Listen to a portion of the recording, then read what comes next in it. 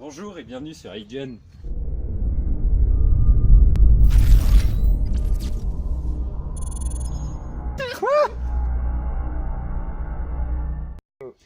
Aujourd'hui, nous allons parler de la base contextuelle d'iGen sur laquelle va reposer la plupart des jeux de rôle que nous proposons, sauf quand il s'agit d'univers déjà créés.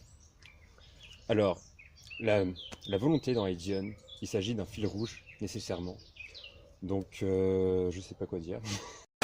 La volonté et le principe de base de notre collectif, c'est de proposer une plateforme qui soit à la fois modifiable et modelable pour que tout un chacun puisse s'y retrouver dans son imaginaire.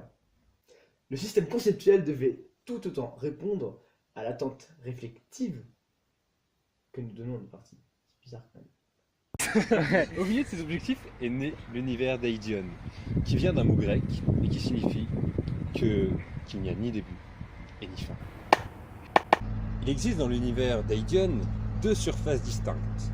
La ligne réelle, qui reprend les actions de vos personnages en général, et l'impact sur le monde présent, et la ligne spirituelle. Chaque personnage incarne une âme, et il y a aussi des idées qui vont avoir un impact direct sur la ligne réelle. Elles sont donc dépendantes l'une de l'autre. Vu que notre collectif a pour principe de se baser sur la réflexion, les idées sont au centre de l'univers. C'est-à-dire que c'est les idées mêmes dans l'univers spirituel qui sont à l'origine de l'univers d'Aidion.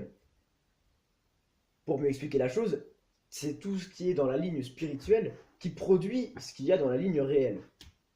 C'est-à-dire que chacun de vos personnages est doté d'une âme. Ensuite, pour revenir à la base de la base, chaque univers de base a un noyau. Ce noyau-là est composé des idées dites naturelles ou universelles. Ces idées-là sont immuables et elles définissent à peu près le monde dans lequel vous allez pouvoir développer ou commencer à développer un univers. Dans cet univers-là, il y a donc les idées naturelles qui produisent ensuite les idées primaires. Ces idées primaires créent des planètes, en gros, si vous voulez, ou alors elles créent les continents et les grosses surfaces, si vous préférez. Par exemple, chaque planète, chaque petit monde, a son idée primaire. Sur ces idées primaires naissent ensuite des petites âmes, comme les êtres, etc.